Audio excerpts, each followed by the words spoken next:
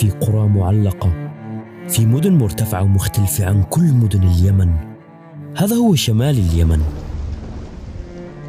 من تعز وإب وصنعاء وغيرها. الجبال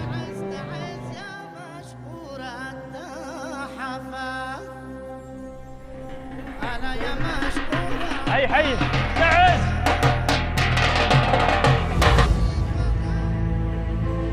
هذا القهوة.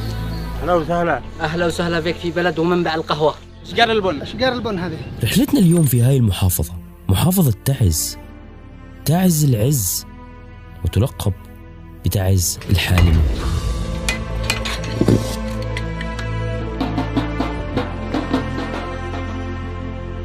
أهل تعز.